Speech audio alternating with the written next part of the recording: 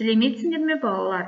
Мен Сәтибекова Айнұр Андабековна, Абай атындағы орта мектебінің қазақ тілі мен әдебиеті пәні мұғалімі. Қазақ тілі сабағы 7-ші сынып, бөлім жеңіс күні ұлы ерлікке тағзым.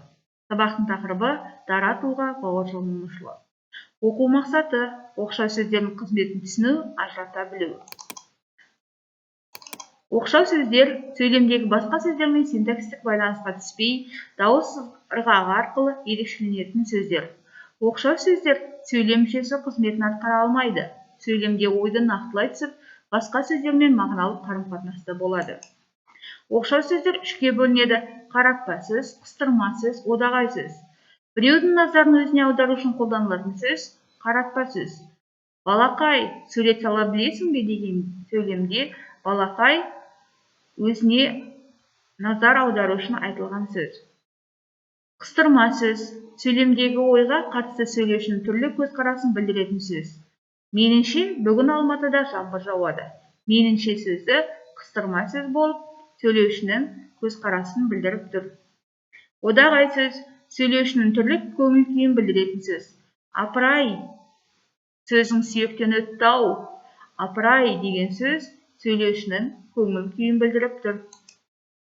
Бірінші тапсырма: берілген мәтіннен оқшау сөздер тауып, мағыналық түрлеріне қарай ажырат. Дара тұлға Бауыржан Момышұлы. Қазақтың Бауыржан Момышұлындай ұлы перзентін таныстырып жату артық. Ел оның ерлігін, жазған кітаптарын біледі. Оның мірдің оғындай қанатты сөздері де халық аузында жүр. Меніңше, Бауыржан Момышұлы адамгершіліктің, азаматтықтың, патриоттықтың, имандылықтың символы, көркем бейнесі іспетті. Батыр атамыз Бауыржан Момышұлы жеке басы ойшылдығымен, отаншылдығымен, ұлтжандылығымен, қаһармандылығымен, дарындылығымен, жоғары адамгершілік қасиеттерімен елді. Батыр, батыл, кемеңгер, кемел бабам, болмайды ешқашанда төмен бағаң. Талай жыл, талай ғасыр өтсе дағы, ерлігіңді ұмытпас келер қоғам. Қорыта айтқанда, Бауыржандай алдымызды ардақтай білейік, ұлтымызға ұран болған ұлы тұлғамызды ұлықтай білейік. Қазақтың Бауыржанындай батыр бар ма, шіркін? Ойлайтын би болмаса, тыңдайтын құлақ әркімде бар. Иә, естігенді саралайтын сана болмаса, айтылған сөз тастаққа түскен дәнмен тең. Солай ма? Солай секілді. Секілді-мекілді деген дәмәл көмескі сөзге көбі әуес болмағын. Айтар ойының негізі берік, ішкі сүйегі түзу болса, солқылдақ, буыны бос сөзді қоспай, күйіп сөйлегін. Ұқтың ба? Ұқтым ата. Зейнеп Ахметова, бабалар аманаты. Ата мұны байқамады дей алмаймын, бірақ ештеңе көрмегендей, сезбегендей сөз бастады. Өкінішке қарай, арқау жүкті босатып алдық. Ескектен айырылған су бетіндегі қайықтай теңселіп, қалтылдап жүрміз. Бабалар аманатына адал бола алмай, күнәміз көбейді, деді. Зейнеп Ахметова, бабалар аманаты. Мұнда кел, деді Бауыржан даусын жылытпастан, маған тесіре қараған күйі. Әлі де қуып шығар, шықпасына көзім жетпей, сақтана басып қасына барғанымды. Бауыржан қолын ұсынды. Аман есенбісің? Шүкір, Бауке.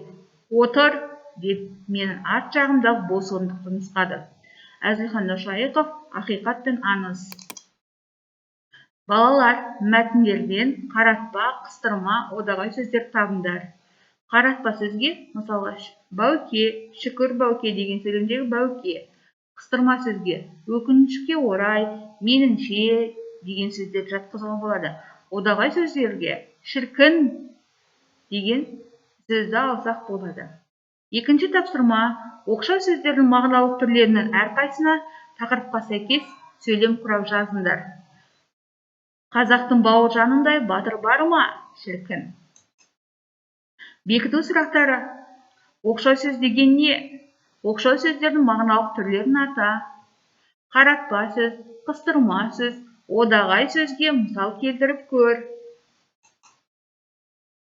Өз бетінше оқуға арналған қосымша ресурстар. Үйге тапсырма: Бауыржан Момышұлы ұлт мақтанышы деген тақырыпта эссе жазыңдар. Сөз саны 70-80 сөз. Сабағымыз аяқталды. Сау болыңыздар.